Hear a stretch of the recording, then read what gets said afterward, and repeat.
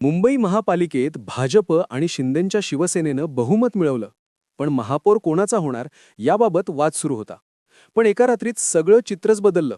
सर्वांना वाटत होतं भाजपला जास्त जागा मिळाल्यात, त्यामुळे भाजपचा महापौर बसणार. तर काही लोक म्हणत होते की अर्ध्या कालावधीसाठी शिंदेंचा महापौर आणि उरलेल्या कालावधीसाठी भाजपचा महापौर. पण काल मध्यरात्री जी घटना घडली, एक अशी गुपित बैठक घडली ज्यामुळे एका रात्रीत सगळं चित्रच पलटलं. कालपर्यंत वातावरण अगदी वेगळं होतं, पण काल रात्री झालेल्या एका घडामोडीमुळे सगळं चित्रच बदललं, जे पाहून मुख्यमंत्र्यांना देखील मोठा धक्का बसलाय. महापौर पदाच्या बाबतीत एक असं वेगळं नाव समोर आलं ज्याचा कुणीच विचार केला नव्हता.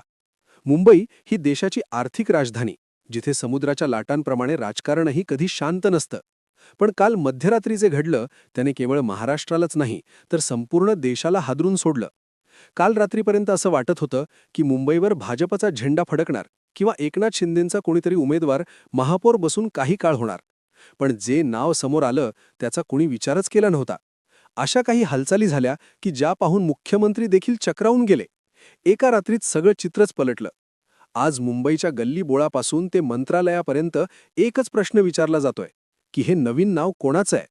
मग खरंच मुंबईचा महापौर कोण होत आहे? भाजपचा, एकनाथ शिंदेंच्या शिवसेनेचाच होतोय की उद्धव ठाकरेंचा होणार? रात्री तो असा कोणता डाव टाकला की ज्यांनी सगळी गणितच बिघडली? मग काल रात्री नेमकं असं काय घडलं? कोणाचा होणार महापौर? चला जाणून घेऊया या प्रकरणाचा संपूर्ण सविस्तर रिपोर्ट. संपूर्ण महाराष्ट्रासहित देशात गाजलेली निवडणूक म्हणजे मुंबई महापालिकेची निवडणूक, म्हणजेच बीएमसी. बीएमसी निवडणुकीचे निकाल लागले. मुंबईत एकच जल्लोष सुरू झाला होता. 227 जागांपैकी भाजपला 89 जागा मिळाल्या, तर मुख्य उपमुख्यमंत्री एकनाथ शिंदे यांच्या शिवसेनेला 29 जागा मिळाल्या. म्हणजे या दोघांची युती होती, तर त्याच्यामुळे संख्याबळ जवळपास 118 वर पोहोचलं. बहुमतासाठी तब्बल 114 जागा लागत होत्या. म्हणजे 227 टोटल जागा आहेत, तर 114 जागांचा आकडा आवश्यक होता. म्हणजे तांत्रिकदृष्ट्या जर बघितलं गेलं तर महायुतीने सत्ता मिळवली होती.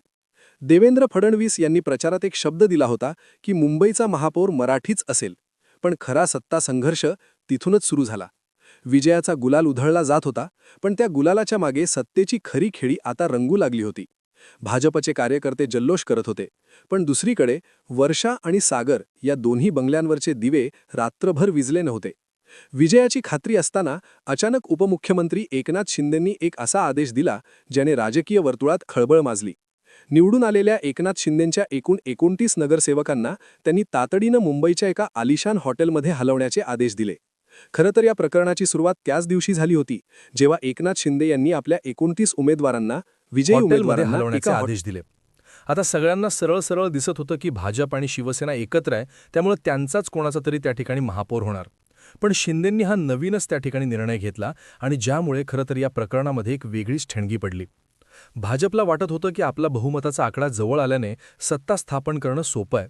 पण एकनाथ शिंदे आणि यांनी आपली बार्गेनिंग पॉवर ओळखली. आता ते त्या ठिकाणी सौदा करणार होते. महापौर आपलाच होणार अशी जिद्द शिंदे गटाने धरली होती. जर राज्यात मुख्यमंत्रीपद भाजपकडे असेल तर मुंबईचं महापौरपद शिवसेनेकडेच असायला हवं, हा शिंदेंचा रोख होता. हॉटेलच्या बंद खोल्यांमध्ये गुप्त खलबत सुरू झाली होती. बाहेरून शांत वाटणारं वातावरण आतून धगधगत होतं. शिंदे एरेला पेटले होते. त्यांनी एक स्पष्ट संकेत दिला होता की भाजपचा महापौर करण्यासाठी आमची मदत लागणार आणि हीच ती वेळ होती आपलं महत्त्व सिद्ध करण्याची. खरंच निकालानंतर अतिशय विचित्र घडामोडी घडत होत्या. पण काल रात्री जे झालं, ज्याचं कोणीच विचार करत नव्हतं. भाजपचा महापौर होण्यासाठी भाजपने नाकेबंदी सुरू केली होती. अर्थातच बहुमत त्यांच्याकडे होतं. सगळ्यात मोठा पक्ष म्हणून मुंबईत त्यांचं नाव आलेलंच होतं. पण शिंदेंनी आपले जे उमेदवार होते त्यांना एका हॉटेलमध्ये नेलं होतं. आता इकडे रसिक हे सुरू असतानाच उद्धव ठाकरेंनी एक वेगळंच वक्तव्य केलं आणि ज्यामुळे या प्रकरणाला वेगळं वळण मिळालं. खरं तर काल दुपारी हे धक्कादायक वक्तव्य उद्धव ठाकरेंचं आलंच होतं.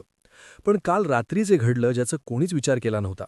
इकडे भाजप आणि शिंदे गटात रसिक हे सुरू होते. मध्यरात्री मातोश्रीवरून एक अशी बातमी आली ज्याने सत्ताधारी गोटात शांतता पसरवली. उद्धव ठाकरे आपल्या काही खास शिलेदारांसोबत चर्चा करत होते. निकालात ठाकरेंच्या शिवसेनेने 65 जागा जिंकून आपण अजूनही शर्यतीत आहोत, ठाकरे ब्रँड हे आहेच हे दाखवून दिलं होतं. पण खरी खळबळ उडाली ती त्यांच्या एका वाक्याने. पत्रकार परिषद उद्धव ठाकरे घेत होते त्यावेळेस ते अतिशय संथ आवाजात म्हणाले, जर देवाची इच्छा असेल तर मुंबईचा महापौर आमचाही होऊ शकतो. आता हे वाक्य साधं नव्हतं.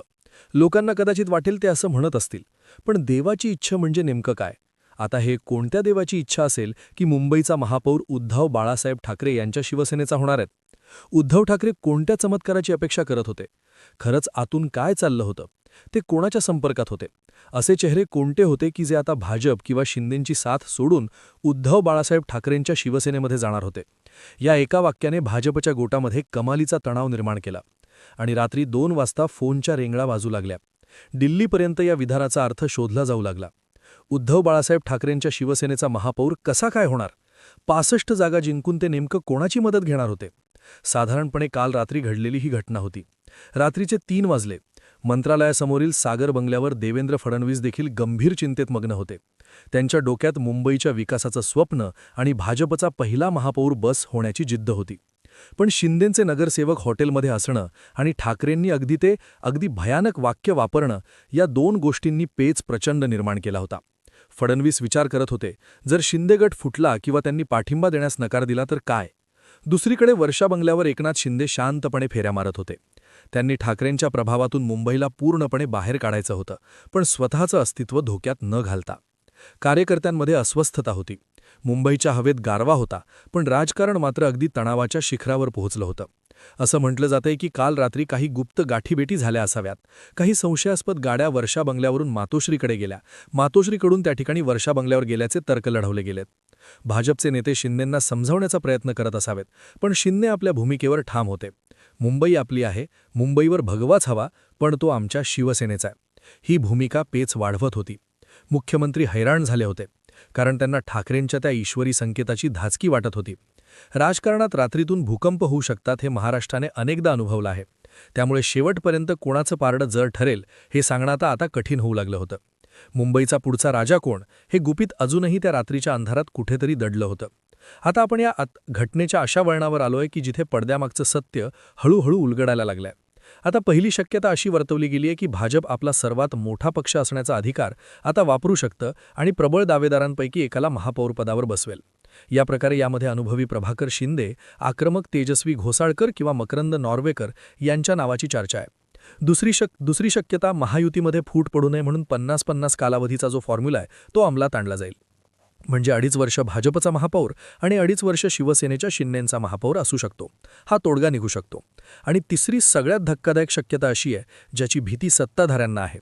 जर उद्धव ठाकरे, काँग्रेस आणि काही अपक्ष एकत्र आले आणि एकनाथ शिंदे यांच्या गटातील काही नगरसेवक जर पुन्हा मातोश्रीकडे वळाले तर एक नवीनच तिसरी आघाडी जन्माला येऊ शकते.